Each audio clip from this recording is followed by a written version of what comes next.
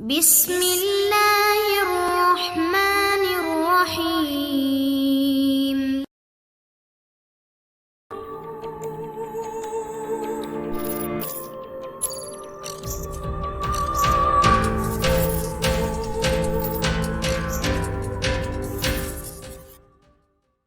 السلام علیکم دوستو، آصف نگری ناول بائے ایم اے راحت۔ اگر آپ نے ابھی تک ہمارے چینل جاسوسی دنیا کو سبسکرائب نہیں کیا تو سبسکرائب کریں اور بیل آئیکن پر کلک کیجیے۔ میں تمہارا انتظار کر رہی ہوں، اس نے کہا اور کمرے کے دروازے کی جانب بڑھ گئی۔ میرا دل دھک دھک کر رہا تھا۔ میں اب وہ عمل کر ڈالنا چاہتا تھا جس کے لیے صحیح وقت کا منتظر تھا۔ غسل خانے میں جا کر منہ ہاتھ دھویا، پھر اس تعویذ کو چیک کیا جو کیسر خان نے مجھے دیا تھا، دوسرے تعویذ کو سنبھال کر رکھا اور پھر ماچس نکال کر جیب میں محفوظ کی، اور اس کے بعد اس حصے کی جانب چل پڑا جو خالی ہوتا تھا، اور یہاں بہت سے واقعات پیش آ چکے تھے۔ سنیرا یا گورنی ایک کمرے میں موجود تھی، صرف اسی کمرے میں روشنی ہو رہی تھی۔ میں اندر داخل ہوا تو اس نے مسکراتی نگاہوں سے مجھے دیکھا، پھر ایک طرف اشارہ کر کے بولی بیٹھو، اور پھر خود بھی میرے سامنے بیٹھ گئی۔ وہ کہنے لگی شہاب کتنا وقت لوگے مجھ سے منسوب ہونے کے لیے؟ طریقہ کار کیا ہوگا سنیرا؟ مجھے تو کچھ نہیں معلوم اس بارے میں۔ طاہرہ خانم انتظام کریں گی اور شام کی کوٹھی ہمارا گھر ہوگی، اسے دنیا کی قیمتی سے قیمتی چیز سے آراستہ کر دیا جائے گا۔ ہاں بس تمہیں ایک تکلیف ہوگی، تمہیں وہاں تنہا میرے ساتھ رہنا ہوگا، لیکن اس کا بھی طریقہ کار میں تمہیں بتا دیتی ہوں۔ تم اگر یہیں رہنا چاہو گے تو مجھے کوئی اعتراض نہیں ہوگا۔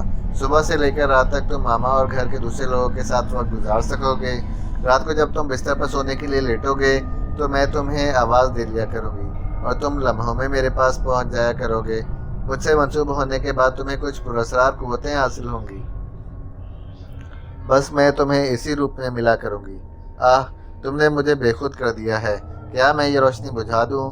سنیرا کے ہونٹوں پر مسکراہٹ پھیل گئی، پھر اس نے کہا لیکن یہ تعویذ اتارنے کے بعد اس تعویذ کو تم آج سے ہمیشہ کے لیے اتار پھینکو۔ میں نے کارنس پر رکھی ہوئی موم بتی کی طرف دیکھا اور اس کی جانب بڑھ گیا۔ روشنی کا سوئچ اسی جگہ تھا۔ میں نے روشنی بجھائی اور پھر جیب سے ماچس نکال کر موم بتی جلا دی، لیکن اس کے ساتھ ہی میں نے وہ تعویذ بھی نکال لیا تھا جو کیسر خان نے مجھے دیا تھا۔ اسے رول کیا اور موم بتی کی روشنی میں سنیرا کی طرف دیکھنے لگا۔ سنیرا، میں آج یہ تعویذ جلائے دے رہا ہوں تاکہ تمہارے اور میرے درمیان فاصلے ختم ہو جائیں۔ یہ کہہ کر میں نے ہاتھ میں پکڑے ہوئے تعویذ کو موم بتی سے لگا دیا۔ تعویذ نے فوراً ہی آگ پکڑ لی تھی۔ وہ تھوڑا سا ہی جلا تھا کہ سنیرا حلق سے ایک گرب بھری آواز نکل کر کھڑی ہو گئی۔ شہاب، یہ شہاب۔ میں نے تعویذ کو نیچے جھکایا اور تاکہ کاغذ بری طرح سے آگ پکڑ لے اور وہ دھڑا دھڑ جلنے لگا۔ اس بار سنیرا کی چیخ بہت ہی دل خراش تھی۔ اس نے ادھر ادھر ہاتھ پاؤں مارے اور دروازے کی طرف بھاگنے کی کوشش کی، لیکن اس کے پاؤں نہیں اٹھ رہے تھے۔ میں نے روشنی جلا دی۔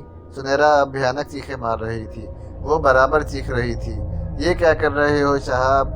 شہاب! اس نے پھر بندھوں کی طرح قدم آگے بڑھائے اور زمین پر گر پڑی۔ اب وہ زمین پر لوٹتی پھر رہی تھی، اس کے حلق سے کربناک چیخیں نکل رہی تھیں۔ اس کا سارا لباس جل چکا تھا اور اس کے بدن پر سیاہی پھیلتی جا رہی تھی۔ پھر اچانک ہی اس نے سکڑنا شروع کر دیا۔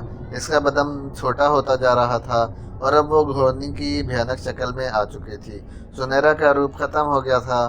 وہ زمین پر پاؤں رگڑ رہی تھی، اٹھنے کی کوشش کرنے میں بار بار گر رہی تھی، اور میں بڑی ہمت اور دلیری کے ساتھ یہ منظر دیکھ رہا تھا، یہاں تک کہ اس کا قد 1 فٹ کے قریب رہ گیا، پھر اور چھوٹا ہوا اور چھوٹا ہوتے ہوتے آخر کار بالکل غائب ہو گیا۔ یہ منظر اس قدر بھیانک تھا کہ دیکھنے والے کی دل کی دھڑکنیں بند ہو جائیں، لیکن قدرت نے شاید مجھے کچھ خاص ہی ہمت بخشی تھی۔ میں بڑی بے خوفی سے یہ منظر دیکھ رہا تھا۔ پھر ایک عجیب سا سناٹا پھیل گیا، سارا ماحول سائیں سائیں کر رہا تھا۔ جلے ہوئے تعویذ کا آخری سرا جب میری انگلیوں کو چھونے لگا تو میں نے اسے زمین پر ڈال دیا، اور پھر میں نے گھرائی ہوئی آواز میں کہا گورنی، تو اب بھی ختم نہ ہوئی تو پھر شاید میں آگے کچھ بھی نہ کر سکوں۔ یہ کہہ کر میرے قدم باہر کی جانب اٹھ گئے اور میں باہر کھلی ہوئی ہوا میں نکل آیا۔ ماحول میں کچھ عجیب سی سنسناہٹیں گونج رہی تھیں۔ مجھے یوں لگا جیسے کچھ سائے ادھر سے ادھر بھاگ رہے ہوں۔ میں نے بہت اچھی طرح محسوس کیا کہ سایوں کی ہوا میرے جسم کو لگ رہی ہے۔ ان میں سے کسی کا رخ اس مکان کی جانب نہیں تھا، بس وہ ادھر سے ادھر دوڑ رہے تھے، میرے پاس سے نکل رہے تھے۔ میں دانت بھینچے آگے بڑھتا رہا اور راہداری میں آ گیا، لیکن راہداری میں بھی میں نے ایسی ہی آہٹیں سنی تھیں جیسے کوئی بغیر آواز کے دوڑنے کی کوشش کر رہا ہو۔ کئی بار ان کے لباسوں نے میرے جسم کو چھوا تھا، لیکن مجھے کوئی نقصان نہیں پہنچایا۔ میں اپنے کمرے میں آ گیا، اس کے بعد بستر پر پاؤں لٹکا کر بیٹھ گیا۔ مجھے یوں لگا جیسے سامنے والے روشن دانوں سے کچھ آنکھیں اندر جھانک رہی ہوں۔ ان آنکھوں میں نفرت کا طوفان امڑ رہا تھا، مدھم مدھم آوازیں بھی ابھر رہی تھیں۔ میں نے غرائی ہوئی آواز میں کہا، میں نے جو کچھ کیا ہے میں اس پر پشیمان ہوں اور نہ تم سے خوفزدہ۔ کہو تو باہر تمہارے مسکن میں آ جاؤں، بگاڑ لینا میرا اگر کچھ بگاڑ سکتے ہو تو۔ میں پلنگ سے اٹھ کھڑا ہوا اور مجھے یوں لگا جیسے باہر بھگدڑ مچ گئی ہو۔ میں دروازے پر آیا، پھر چند قدم آگے بڑھا، سائے سمٹ گئے تھے۔ میں کچھ دیر تک وہیں کھڑا رہا اور اس کے بعد واپس اندر آ گیا۔ میں نے کہا، میں دروازہ بند نہیں کر رہا، اپنے اور تمہارے درمیان فیصلہ کن جنگ چاہتا ہوں۔ تم میں سے اگر کسی میں ہمت ہو مجھے میرا کچھ بگاڑنے کی تو بگاڑ لینا۔ اس کے بعد میں بستر پر لیٹ گیا۔ میں نہیں جانتا کہ میرے اندر اس قدر ہمت کہاں سے پیدا ہو گئی تھی کہ ان خوفناک ترین واقعات کو بھی میں کوئی اہمیت نہیں دے رہا تھا۔ بہرحال رات کے کسی حصے میں مجھے نیند آ گئی اور صبح کو جاگا تو پرسکون تھا۔ میں کیسر خان کے پاس پہنچ گیا۔ کیسر خان نے معمول کے مطابق مسکرا کر میرا استقبال کیا تھا۔ میں نے اس کے ساتھ بیٹھ کر چائے پی تو کیسر خان نے اپنے لباس سے تعویذ نکال کر مجھے دیا اور بولا، رات کو مرشد خواب میں آئے تھے اور انہوں نے کہا تھا کہ صبح کو جب شہاب ملے تو میں تعویذ اسے دے دوں اور اسے یہ بات بتا دوں کہ اس کا استعمال وہ جانتا ہے اور یقیناً یہ استعمال صحیح وقت پر ہونا ضروری ہے۔ میں نے بڑی عقیدت سے وہ تعویذ لے کر اپنے لباس میں محفوظ کر لیا۔ پھر تعویذ کا رد عمل میں دیکھ چکا تھا۔ تعویذ تو مجھے اس سے پہلے بھی ملے تھے، لیکن خراتون نے انہیں جلانے کی کوششوں کو ناکام بنا دیا تھا۔ خاصی دیر تک کیسر خان کے ساتھ بیٹھا رہا۔ پھر جب وہاں سے اٹھا تو دل میں یہ احساس تھا کہ دوسرا تعویذ مجھے بے مقصد نہیں دیا گیا ہوگا۔ دن کے کوئی 11 بجے مجھے تائی جان کا فون موصول ہوا اور میں نمبر دیکھ کر چونک پڑا۔ میں نے جلدی سے موبائل فون کان سے لگایا اور مدبانہ لہجے میں بولا، جی تائی جان، شہاب بول رہا ہوں، کیا کر رہے ہو؟ کچھ نہیں تائی جان، حکم کریں، گھر آ جاؤ، میں انتظار کر رہی ہوں، میں حاضر ہوتا ہوں۔ میں نے جواب دیا اور فون بند کر دیا۔ مجھے اپنے بدن میں ایک عجیب سی اینٹھن کا احساس ہو رہا تھا۔ دل اندر سے کہہ رہا تھا کہ کچھ ہونے والا ہے۔ کیا اس کا انہیں کوئی علم نہیں تھا؟ بہرحال کیسر خان کے ساتھ جب تائی جان کے پاس پہنچا تو وہ باہر اپنی اسی لینڈ کروزر میں بیٹھی میرا انتظار کر رہی تھی۔ ڈرائیونگ سیٹ پر وہ خود تھیں۔ مجھے کہنے لگی، ڈرائیور کو واپس کر دو، تمہیں میرے ساتھ چلنا ہے۔ جی تائی جان، جیسا آپ کا حکم۔ میں نے پوری بے خوفی کے ساتھ کیسر خان کو واپس جانے کی ہدایت کی اور خود تائی جان کے ساتھ گاڑی میں آ بیٹھا۔ آپ خود ڈرائیو کریں گی؟ ہاں، تائی جان نے کہا اور لینڈ کروزر اسٹارٹ کر دی۔ وہ خاموشی سے گاڑی ڈرائیو کر رہی تھی۔ میں نے تعریفی لہجے میں کہا، کمال ہے، آپ تو بہت اچھی ڈرائیونگ کر لیتی ہیں۔ تائی جان نے کوئی جواب نہیں دیا۔ تھوڑی دیر کے بعد گاڑی ارشام کی کوٹھی پر جا کر رک گئی تھی۔ کچھ نامعلوم ہاتھوں نے گیٹ کھولا تھا اور تائی جان گاڑی کو اندر لے گئی تھی۔ آج پھر میں یہ دیکھ کر شیدر رہ گیا تھا کہ کوٹھی شاندار فرنیچر سے آراستہ تھی اور اسی طرح سجی ہوئی تھی جس طرح میں نے اسے پہلی بار دیکھا تھا۔ بعض اوقات انسان دنیا کی ہر بات پر غور کرتا ہے، خود اپنے آپ پر غور نہیں کرتا۔ میں جن بھیانک واقعات سے گزر چکا تھا اور جو کچھ میں نے کر ڈالا تھا، اس پر میں نے غور ہی نہیں کیا تھا۔ میرے اندازے کے مطابق گورنی ہلاک ہو چکی تھی۔ یہ کوئی معمولی واقعہ نہیں تھا۔ میں دیکھ چکا تھا کہ خراتون کس طرح گورنی کی مدد پر آمادہ رہتا ہے۔ تائی جان بھی گورنی کی ہمدرد تھیں۔ تائی جان کے چہرے پر گورنی کی موت کا تاثر دیکھنا چاہا، لیکن یوں لگتا تھا جیسے تائی جان کو ابھی گورنی کی موت کا علم نہیں ہے، ورنہ ان کے رویے میں کوئی خاص بات ضرور ہوتی۔ البتہ انہوں نے مجھے یہاں کیوں بلایا تھا، یہ بات میرے لیے انتہائی سنسنی خیز تھی۔ میں ان کے ساتھ شاندار ڈرائنگ روم میں داخل ہو گیا۔ میں نے کہا، تائی جان، میں اس کوٹھی کے 2 روپ دیکھے ہیں، ایک یہ جو اس وقت ہے اور دوسرا وہ جو میں یہاں تنہا آ کر دیکھ چکا ہوں۔ ہاں، اس کے اور بھی بہت سے روپ دیکھ سکتے ہو تم، لیکن اب یہ سمجھ لو کہ تمہاری ملکیت ہے، تمہیں سنیرا کے ساتھ یہیں رہنا ہے، اور آج میں نے فیصلہ کیا ہے کہ تمہیں سنیرا سے منسلک کر دوں۔ ایک سوال کروں تائی جان؟ ہاں پوچھو۔ سنیرا کا مذہب کیا ہوگا؟ کیا اسلامی طریقے سے میرا نکاح اس سے کیا جائے گا یا پھر؟ میں نے دل ہی دل میں خوشی محسوس کرتے ہوئے کہا، سنیرا سے نکاح کی بات اس بات کی دلالت کرتی تھی کہ تائی جان کو سنیرا کی موت کے بارے میں معلومات حاصل نہیں ہیں۔ ताई जान के होठों पर मुस्कुराहट फैल गई। इन्होंने कहा, तुम इस तरह की बातें सोचना छोड़ दो, मैं जो कुछ करूँगी ठीक हो करूँगी, बस तुम देखते जाओ। अभी मेरे और ताई जान के दरमियान इतनी ही बातचीत हुई थी कि बाहर कुछ आहटें सुनाई दी। देखो, शायद सुनहरा लोग आ गए। जो कोई भी है अंदर आ जाओ। वो नादिर खान था जो वर्दी में मलबूस था। इसके साथ पुलिस के कुछ अफराद भी थे। ताई जान का मुंह हैरत से खुल गया। तुम? जी मोहतरमा ताहिरा खानम, मैं आपके घर से आपका ताक़ुब करते हुए यहाँ तक आया हूँ। इंस्पेक्टर, अब मेरे लिए ये सब नाकाबिले बर्दाश्त हो चुका है। तेरा कोई मौसर बंदोबस्त करना पड़ेगा। मुझे अपनी बेवकूफ़ी पर गुस्सा है कि मैं अभी तक तेरे लिए कोई ठोस कदम क्यों नहीं उठाया। सॉरी ताहिरा खानम, आपने मेरे लिए कोई ठोस कदम नहीं उठाया, लेकिन मैंने आपके लिए ठोस कदम उठा लिया है। ये आपका वारंट एक गिरफ्तारी है। आप अपने आप को ज़ेरे हिरासत समझें। क्या बकवास कर रहा है? चलो ताहिरा खानम के हाथों में हथकड़ियाँ डाल दो।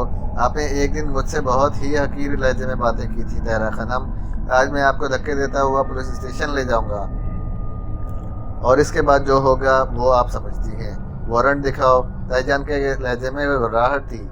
नादिर खान ने वारंट इनके सामने कर दिया और ताईजान इसे हाथ में लेकर देखने लगी। फिर इन्होंने खूनी निगाहों से नादिर खान को देखा और बोली, वक्ती तौर पर तूने ये वारंट किसी न किसी तरह हासिल कर लिया है। तेरी इस कारकर्दगी को सराहती हूँ, वरना पूरे मुल्क में किसी की मजाल नहीं थी कि ताहिरा खानम के वारंट गिरफ्तारी जारी करता। लेकिन इस तरह मेरी गिरफ्तारी तेरे लिए मुमकिन नहीं है। ये कहकर अचानक ही इन्होंने सोफे पर उल्टी छलांग लगा दी जिस पर वो बैठी हुई थी। वो तेज़ी से पीछे हटी और पुश्त की दीवार से टकराई। दूसरे ही लम्हे वो इस दीवार में गरूब हो गई। नादिर खान इसके साथ आने वाले पुलिस वालों का मुंह हैरत से खुल गया। मैं भी उछल कर खड़ा हो गया था। ताईजान अगर इस तरह निकल गई तो वाकई नादिर खान की शामत आ जाएगी। इसके अलावा इन्हें जब गोनी की मौत का इल्म होगा तो इस बात के इम्कानात हैं कि हमारे पूरे ख़ानदान पर ही तबाही नाजिल हो जाए। दफतन ही मेरे जहन में वो तहखाना आया जिसमें मैं एक बार ताईजान को देख चुका था, और वो गोनी के साथ बैठी हुई गालबन कोई गंदा अमल कर रही थी। आओ नादिर खान। मैंने नादिर खान को इशारा किया और दरवाजे की जानिब दौड़ पड़ा। नादिर खान देखकर मेरे पीछे आया था। मैंने दरवाजे से बाहर कदम रख कर कहा, अपने साथियों को भी बुला दो। साथी खुद ब खुद ही नादिर खान के पीछे आ गए थे। मैं इसकी रहनुमाई करता हुआ इस तहखाने तक पहुंचा और मेरा अंदाज़ा बिल्कुल ठीक निकला। ताईजान जिधर से भी यहाँ आई हूँ, लेकिन इस वक्त वो इस तहखाने से अंदर दाखिल हुई थी। इनके कदमों की आहटें गूंज रही थीं। दफतन ही तहखाना रोशन हो गया। मैं नादिर खान और इसके साथियों के हमरा तहखाने में उतरा तो मैंने इसी सिंहासन पर ताईजान को बैठे हुए देखा।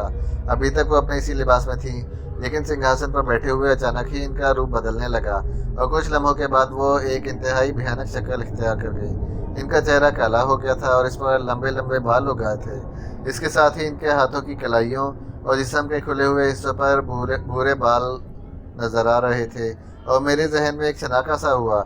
ये बिल्कुल वैसे ही बाल थे जैसे मैंने मुख्तलिफ जगहों पर लाशों के आसपास देखे थे। चौधरी इरफान की लाश के पास भी ये बाल मिले थे, पापा की लाश के पास भी ये बाल मिले थे, और इस औरत के पास भी जिसे हलाक कर दिया गया था। ताईजान जल्दी जल्दी कोई मंतर पढ़ रही थी। नादिर खान ने अपने साथियों की तरफ देखते हुए कहा, लगाओ हथकड़ी। लेकिन नादिर खान के साथियों के पाँव जैसे जम गए थे। वो दहशत भरी निगाहों से ताईजान को देख रहे थे। अचानक ही मुझे कुछ ख्याल आया और मैंने जल्दी से जेब से वो तावीज़ निकाल लिया जो सुबह ही कैसर खान ने मुझे दिया था। अब इस तावीज़ की ज़रूरत पेश आ गई है। अचानक ही मैंने नादिर खान से कहा, माचिस या लाइटर है तुम्हारे पास? हाँ, क्यों? मुझे दो, मैंने कहा, और नादिर खान ने जल्दी से एक लाइटर निकाल कर मुझे दिया। ताईजान की आंखें बंद थीं और शायद वो कोई भयानक मंतर पढ़ रही थी जिसका रद्द अमल कुछ ही लम्हों के बाद जाहिर होने वाला था। मैंने तावीज़ के सिरे को आग लगा दी तो वो धड़ाधड़ जलने लगा। दफातन ही ताईजान ने आंखें खोली और इसके बाद इनके हलक से इतनी भयानक चीख निकली कि पूरा तहखाना थर्राक कर रह गया। पुलिस वाले घबरा कर वापस भाग पड़े थे। सिर्फ नादिर खान और मैं थे जो यहाँ खड़े रहे थे। हम तावीज़ जलता हुआ देख रहे थे। तावीज़ के साथ ही ताईजान के सर से आग के शोले बुलंद हो रहे थे और वो बुरी तरह कपकपा रही थी। इन्होंने अपने सर को नोचने की कोशिश की, लेकिन आग इनके हाथों की उंगलियों में भी लग गई और फिर ये आग इनके पूरे जिस्म में फैलती चली गई। नादिर खान चंद कदम पीछे हटकर दीवार से जा टिका था, मगर मैं बेखौफी से ताईजान से चंद कदम के फासले पर खड़ा हुआ इन्हें जलता देख रहा था। वो अजीबोगरीब अंदाज में जल रही थी। इनके जिस्म से अब शोले नहीं बुलंद हो रहे थे, बल्कि एक मध्यम सी आग उभर रही थी, गहरी सुर्ख, और इनका जिस्म आग के साथ भस्म होता जा रहा था। कोई 5 मिनट के अंदर अंदर इनका पूरा जिस्म कोयले की तरह स्याह हो गया। कुछ ही लम्हों के बाद ज़मीन पर इनकी राख बिखर गई। मैं हैरत से आंखें फाड़े इस मंजर को देख रहा था। اور سوچ رہا تھا کہ کیا تائی جان ختم ہو گئی. لگ تو ایسا ہی رہا تھا. میں پیچھے ہٹا اور نادر خان کے پاس پہنچ گیا.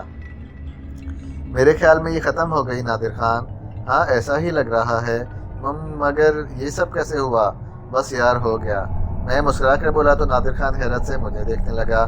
یار تم بالکل خوفزدہ نہیں ہو؟ اس نے کہا اور پھسپھوسی آواز میں بولا. اب ہم کیا کریں؟ خاموشی سے باہر نکل چلو. تمہارے ساتھی پولیس والوں نے بے شک اس جگہ کو دیکھ لیا ہے، لیکن اب یہ تمہاری ڈیوٹی ہے کہ تم انہیں زبان بند رکھنے پر مجبور کرو. وہ کچھ نہیں بولیں گے، لیکن مجھے ایک بات بتا دو، کیا یہ واقعی مر چکی ہیں؟ میرا تو یہی اندازہ ہے. پھر میں نے چونک کر کہا آؤ ذرا باہر کا نظارہ کریں. میرا اندازہ بالکل ٹھیک تھا. باہر کا منظر اب وہ نہیں تھا. سب کچھ اجاڑ اور ویران. فرنیچر کا نام و نشان تک نہیں تھا. باقی چیزیں بھی غائب ہو گئی تھیں. پولیس والوں نے غالباً باہر کا منظر دیکھا تھا اور یہاں سے بھی خوفزدہ ہو کر بھاگ گئے تھے. پولیس کی گاڑی عمارت کے احاطے سے باہر کھڑی ہوئی نظر آ رہی تھی، جبکہ سیاہ رنگ کی لینڈ کروزر جسے تائی جان ڈرائیو کرتی ہوئی یہاں تک لائی تھیں اپنی جگہ کھڑی ہوئی تھی. تھوڑی دیر کے بعد ہم ایک ریستوران میں بیٹھے ہوئے کافی پی رہے تھے. نادر خان کے حواس گم تھے. خدا کی قسم میری زندگی میں اس سے زیادہ حیرت انگیز واقعات پیش نہیں آئے. کیا واقعی طاہرہ خانم ختم ہو گئیں؟